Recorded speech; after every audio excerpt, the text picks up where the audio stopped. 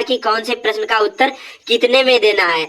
तो आप लोग वीडियो को पूरा देखना, बहुत ही इंपॉर्टेंट है। ये देख लीजिए हमारे पास OMR शीट है, इस पर भी इसने भरा है। उसके बाद में यहाँ पर देख लीजिए इसको लिखा है अच्छी तरीके से, आपको कैसे लिखना है सारी चीजें बताने वाला हूँ कि कौन सा प्रश्न कितने में लिखना है, कि जिससे आप लोगों को टाइम बचे और अच्छे से आप लोगों का पूरा पेपर हो सके। तो आप लोग वीडियो को पूरा देखना, बहुत ही इंपॉर्टेंट ये वीडियो है, जिससे आप लोगों को बहुत बड़ा फायदा होने वाला है और बहुत सारे क्वेश्चन इनमें से फंसेंगे भी। तो यहाँ पर देखिए इसका नाम है प्रशांत वर्मा। उसके बाद में यहाँ पर इसका रोल नंबर डाला है। उसके बाद में यहाँ पर कक्षा 10 और हिंदी का ये पेपर है, और आपको ऐसे ही लिखना है जैसे इस बच्चे ने लिखा है, तब आपके यहाँ पर बहुत ही अच्छे मार्क आएंगे। तो सबसे पहले यहाँ पर देखते हैं OMR शीट जो मिलेगी, जिसमें आपको 20 नंबर के बहुविकल्पी प्रश्न करने होते हैं। तो सबसे पहले यहाँ पर परीक्षा तिथि पूछा जाता है, तो यहाँ पर 5 जो भी हो यहाँ पर ऐसे डाल देना है। उसके बाद में जो विषय का नाम पूछा जाता है, यहाँ पर विषय का नाम डालना है। उसके बाद में अपना नाम पूछा जाता है, परीक्षार्थी का नाम, मतलब जो यहाँ पर जो पेपर दे रहा होगा उसका नाम लिखना होता है, तो यहाँ पर प्रशांत वर्मा। उसके बाद में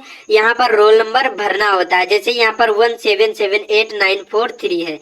तो यहाँ पर जैसे आपको क्या करना है, 1 का यहाँ पर गोला बनाना, उसके बाद में 7 का यहाँ पर, फिर यहाँ पर 7 का, फिर 8 का, यहाँ पर एक में आपको एक ही गोला करना, उसके बाद में 9 का यहाँ पर, उसके बाद में यहाँ पर 4 का यहाँ पर और 3 का यहाँ पर। उसके बाद में पेपर कोड पूछा जाता है, 483 हो या 825 कुछ भी हो, यहाँ पर आपको ऐसे फिल कर देना है।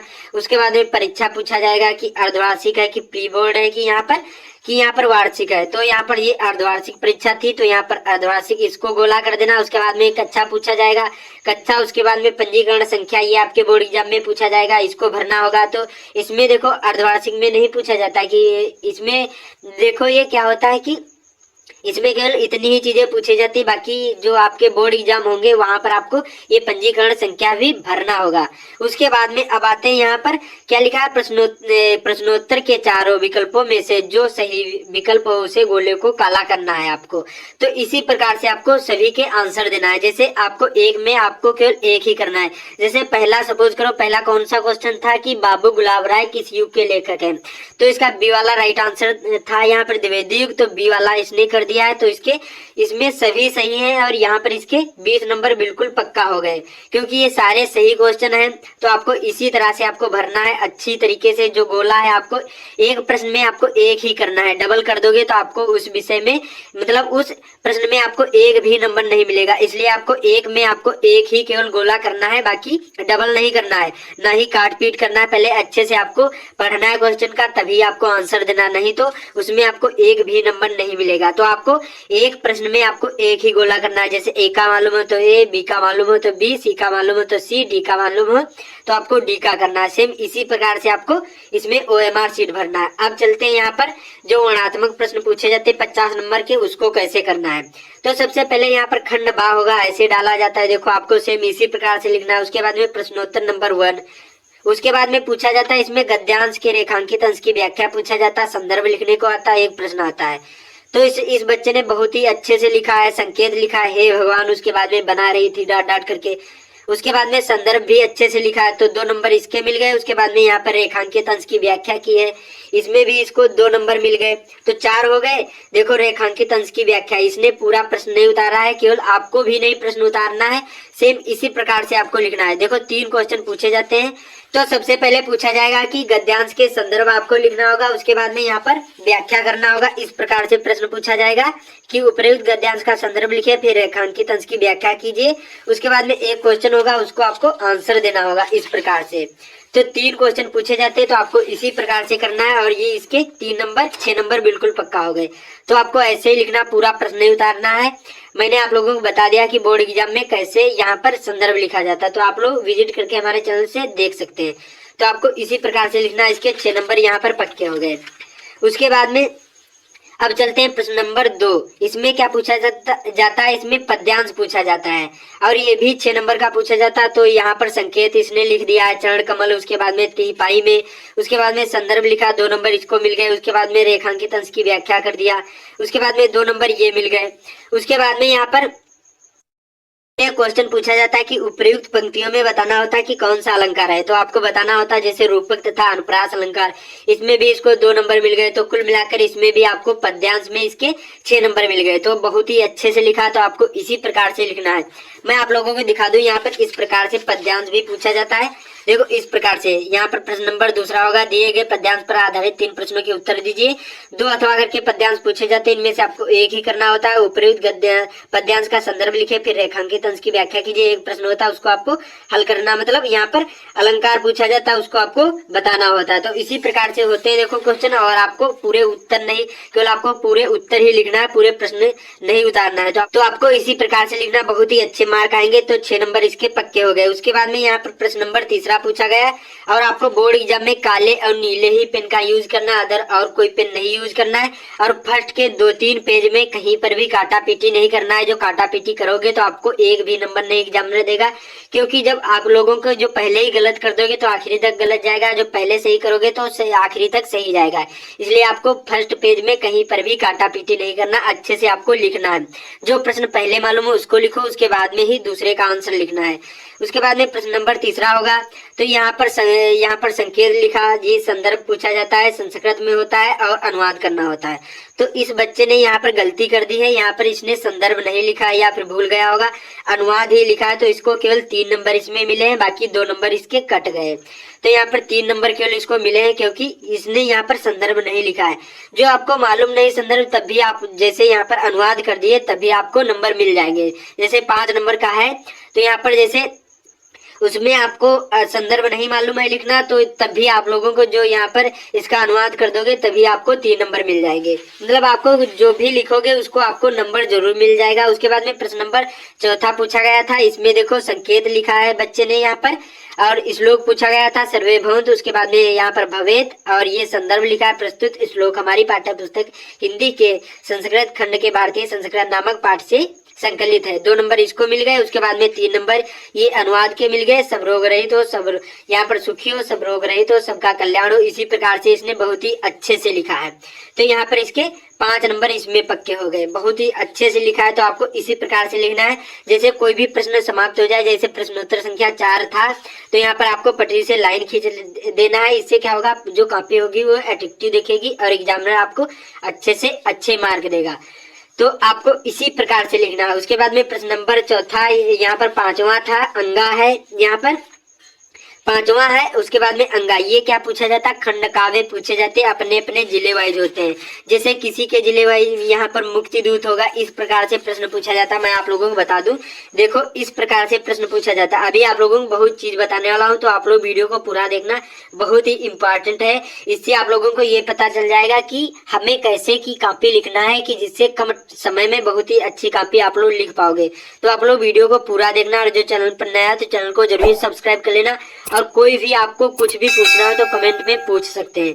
इस प्रकार से क्वेश्चन पूछा जाएगा। प्रश्न नंबर 5वां, अपने पठित खंड काव्य के आधार पर निम्नलिखित प्रश्नों में से किसी एक का उत्तर लिखना होता है।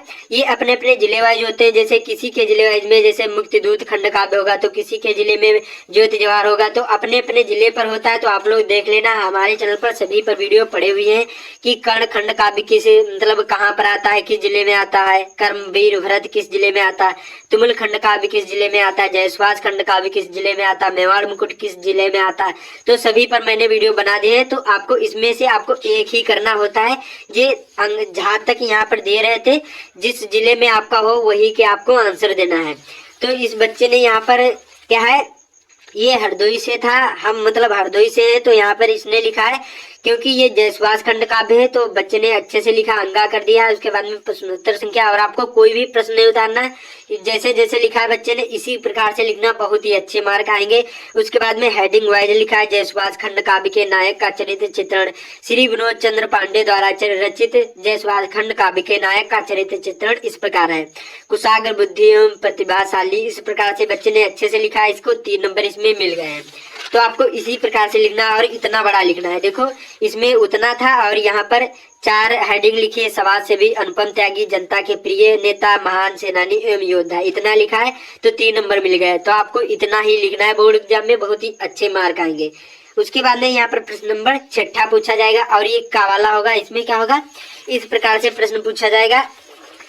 इसमें देखो इस प्रकार से प्रश्न पूछा जाएगा, दिए गए लेखकों में से किसी एक लेखक का जीवन परिचय लिखते हुए उनकी प्रमुख एक रचना का उल्लेख करना होता है। 3 क्वेश्चन दिए रहे थे, इनमें से आपको एक का ही आंसर देना होता है, जीवन परिचय लिखना होता था। तो यहाँ पर इसने डॉक्टर राजेंद्र प्रसाद का लिखा है, तो बहुत ही अच्छे से आपको ऐसे ही लिखना है। यहाँ पर जैसे कावाला है तो का ऐसे हेडिंग डाल देना है। जो आप लोग पहला लिख रहे हैं तो आपको पहला लिखना है, जैसे रोमन अंकों में डाल देना है, उसके बाद में डॉक्टर, उसके बाद में राजेंद्र प्रसाद ऐसे कर देना है जिसका लिख रहे हैं, उसके बाद में जीवन परिचय हेडिंग डालना है और इसी प्रकार से लिख देना है। देखो कितने अच्छे से लिखा है। तो आपको इतनी ही अच्छे से लिखना है, जितनी अच्छी राइटिंग होगी उतने ही अच्छे आप लोगों को बोर्ड एग्जाम में नंबर मिलेंगे। तो राइटिंग पर विशेष ध्यान देना है। तो देखो मतलब ऐसे आपकी मतलब ज्यादा अच्छी भी नहीं है, ज्यादा खराब भी नहीं राइटिंग है, तभी एग्जामिनर आपको फुल मार्क देगा। ज्यादा खराब होगी तब जैसे नंबर काट दे ले सकता है, लेकिन जो आपको मतलब अच्छी होगी, जैसे ज्यादा भी अच्छी नहीं होगी लेकिन इतनी बुरी भी नहीं होगी, तो आपको एग्जामिनर फुल नंबर देगा जितना आप लोग लिखोगे। तो जो कैसे लिखा है, जीवन परिचय डॉक्टर राजेंद्र प्रसाद का जन्म सन 1884 ईस्वी में बिहार जिला राज्य के छपरा जिले के जीरादोई नामक ग्राम में हुआ था। इसी प्रकार से आपको जीवन परिचय लिखना है। और कितना बड़ा लिखना है, देखो इतना बड़ा लिखा है, उसके बाद में इस बच्चे ने इतना बड़ा लिखा है, तो आपको इतना ही लिखना है। बहुत ही अच्छे मार्क आएंगे और ये 5 नंबर का आपके बोर्ड एग्जाम में पूछा जाता है। तो यहाँ पर 3 नंबर जीवन परिचय के होते हैं और उसके बाद में रचना हेडिंग डाल देना है। बापू के कदमों में इनकी रचना है, चंपारण में महात्मा गांधी, मेरी आत्मकथा, साहित्य, ये सारी इनकी रचनाएं आदि कर देना है। बाकी आपको इसी प्रकार से लिखना है। 5 नंबर इसको मिल गए। तो अभी तक इसके केवल वहां पर 2 नंबर कटे हैं, बाकी यहाँ पर सारे क्वेश्चन इसके सही है, इसके बहुत ही अच्छे हिंदी में नंबर आएंगे। तो आपको इसी प्रकार से लिखना है बोर्ड एग्जाम में। उसके बाद में यहाँ प्रश्न नंबर 6 का खा पूछा जाता है। इसमें क्या पूछा जाता है, देखो कवि का पूछा जाता है। यहाँ पर जीवन परिचय, उसमें लेखक का था, इसमें कवि का है। दिए गए कवियों में से किसी एक का जीवन परिचय देते हुए उसकी प्रमुख एक रचना का उल्लेख कीजिए। 3 होंगे, इनमें से आपको एक का ही करना है, जैसे गोस्वामी तुलसीदास जी का इन्होंने किया है। तो कैसे लिखना है, देखो यहाँ पर पहला है रोमन अंकों में ऐसे गोस्वामी तुलसीदास डाल देना है, उसके बाद में फिर काले पेन से यहाँ पर जीवन परिचय कर देना है। उसके बाद में कैसे लिखना है, देखो तुलसीदास जी का जन्म सन 1532 इसमें बांदा जिले के राजापुर गांव में हुआ था। कुछ विद्वान इनका जन्म, यहाँ पर इस प्रकार से आपको लिखना है और इतना बड़ा लिखना है। देखो इतना बड़ा मतलब कुछ आप लोग याद कर लोगे और कुछ अपनी तरफ से ऐड कर लोगे, बहुत ही अच्छे आप लोगों के मार्क आएंगे। तो आपको इसी प्रकार से लिखना है। तो इसमें 3 नंबर इसको मिल गए, 2 नंबर रचनाओं के, जैसे श्री रामचरितमानस इनकी रचना है, विनय पत्रिका, कवितावली, गीतावली, जानकी मंगल, ये सारी इनकी रचना है। तो मतलब देखो सिंपल राइटिंग होगी तभी आप लोगों को फुल मार्क मिलेंगे। मतलब ज्यादा खराब नहीं होनी चाहिए और अच्छा लिखा होना चाहिए, एकदम शब्द स्पष्ट दिखाई देने चाहिए, तो आपको एग्जामिनर फुल मार्क देगा और नंबर नहीं काटेगा। तो यहाँ पर 5 नंबर इसको फुल मिल गए। उसके बाद में अब यहाँ पर प्रश्न नंबर 7वां पूछा जाता है। ये क्या पूछा जाता है, यहाँ पर श्लोक पूछा जाता है जो आपके खंड का मतलब आपके प्रश्न पत्र में ना आया हो, तो अलग से आपको याद करना पड़ता है और ये 2 नंबर का पूछा जाता है। तो इस बच्चे ने बहुत ही अच्छे से लिखा है, तो आपको ऐसे ही लिखना, प्रश्नोत्तर नंबर 7 डालकर। और यहाँ पर श्लोक मरणम मंगलम यत्र विभूतिश्च विभूषणम कौपिनम यत्र कौशयम साकाशी केन्मीते। आपको देखो हिंदी में बहुत ही मात्राओं का विशेष ध्यान देना है। हिंदी में जो एग्जामिनर होता है वो मात्राओं पर ही विशेष ध्यान देता है, तो आपको मात्राओं पर ही विशेष ध्यान देना है। कहाँ पर कौन सी मात्रा लगी है होनी चाहिए वो आपको लगाना चाहिए, तभी एग्जामिनर आपको फुल मार्क देगा। उसके बाद में यहाँ पर प्रश्नोत्तर नंबर 8वां पूछा जाता है और ये पूछा जाता है, यहाँ पर 2 क्वेश्चन पूछे जाते हैं, इनमें से आपको 4 क्वेश्चन पूछे जाते हैं और 2 के आपको आंसर देना होता है, संस्कृत के होते हैं। तो पूर्व राजा एका भारत वीरा आसीत, 2 नंबर इसको मिल गए। वीरा केन पूजते पूछा गया था, वीरा वीरण पूजते। और जैसे कुछ गलत हो जाए तो आपको केवल 1 बार काटना है। देखो यहाँ पर इसने 1 बार केवल काटा है और एग्जामिनर ने फुल मार्क दे दिया, तो आपको केवल 1 बार काटना, उसको हाईलाइट नहीं करना है। जो हाईलाइट करोगे तो अच्छा नहीं दिखेगा और एग्जामिनर आपको नंबर भी नहीं देगा, इसलिए आपको काटना नहीं। जैसे कुछ गलत हो जाए तो केवल उसको 1 बार काट देना, हाईलाइट नहीं करना है। तो आपको इसी प्रकार से लिखना है। उसके बाद में यहाँ पर चलते हैं अब आखिरी में, यहाँ पर प्रश्न नंबर 9 पूछा जाता है और ये निबंध पूछा जाता है। 4 निबंध पूछे जाते हैं, इनमें से आपको 1 का ही आंसर देना होता है। तो यहाँ पर प्रश्नोत्तर नंबर 9 होता है और यहाँ पर जैसे दूसरा कर रहे हैं 4 होते हैं, तो जैसे रोमन अंकों में आपको डालना है काले पेन से, इसी प्रकार से लिखना है। उसके बाद में रूपरेखा लिखी जाती, प्रस्तावना, और ये किस पर था, विज्ञान वरदान और अभिशाप पर था। तो यहाँ पर रूपरेखा, प्रस्तावना, वरदान, अभिशाप, ये उपसंहार ये आपको डालना है। उसके बाद में इसी प्रकार से लिखना है, जैसे प्रस्तावना हेडिंग हो गई, वरदान हो गया, अभिशाप हो गया, और इसके 9 नंबर मिल गए क्योंकि इस बच्चे ने बहुत ही अच्छे से लिखा है। तो आपको इसी प्रकार से बोर्ड एग्जाम में लिखना है, बहुत ही अच्छे मार्क आएंगे। देखो मतलब राइटिंग ज्यादा भी अच्छी नहीं होगी तभी लेकिन चलेगा, लेकिन मतलब स्पष्ट लिखा हो दिखाई देना चाहिए। देखो सभी इसको अच्छे से पढ़ने में आ रहा है, इसलिए एग्जामिनर ने इसको फुल मार्क दिए हैं। तो आपको इसी प्रकार से लिखना है, कोई भी गलती नहीं करना है। जैसे डबल कॉपी भर गई हो तो आपको क्या करना है, उसको भी आपको धागे से अच्छी तरीके से बांध देना है। वहां पर एग्जामिनर आपको धागा भी देगा और आपको बांध देना है। जैसे यहाँ पर डबल कॉपी में इतना आखिरी में छूट गया था तो उपसंहार इसने लिखा है, तो यहाँ पर इतना लिख दिया। उसके बाद में सिग्नेचर यहाँ पर होते हैं तो उसके 9 नंबर इसमें भी मिल गए। तो सभी में कुल मिलाकर इसके 68 नंबर पक्के हो गए हैं, 2 ही नंबर केवल 70 में कटे हैं। तो आपको इसी प्रकार से बोर्ड एग्जाम में लिखना है, बहुत ही अच्छे मार्क आएंगे। उम्मीद करता हूँ आप लोगों को सभी चीजें समझ में आ गई होंगी। तो आपको बोर्ड एग्जाम में ऐसे ही लिखना है और इस वीडियो को ज्यादा से ज्यादा शेयर कर देना है। और अभी तक हमारे चैनल को नहीं सब्सक्राइब किया है तो सब्सक्राइब कर लेना, आपको यहाँ पर अच्छे अच्छे वीडियो मिलेंगे। आप लोग जो कमेंट में बताना तो मैं आप लोगों को विज्ञान की बता दूंगा कि कॉपी कैसे लिखना है, कितने में कौन से प्रश्न का उत्तर देना है, मैं इंग्लिश की, मैथ की, जो भी कमेंट करोगे उस पर वीडियो बना दूंगा। और आपको देखो हमारे चैनल से आपको फ्री पीडीएफ नोट मिलेंगे, तो लिंक डिस्क्रिप्शन में है टेलीग्राम का, वहां से ज्वाइन कर लीजिए। और आपको यहाँ से वीडियो अच्छे अच्छे वीडियो मिलेंगे, तो आप लोग चैनल को जरूर सब्सक्राइब कर लेना। मिलते हैं अगले वीडियो में और इस वीडियो को ज्यादा से ज्यादा शेयर भी कर देना।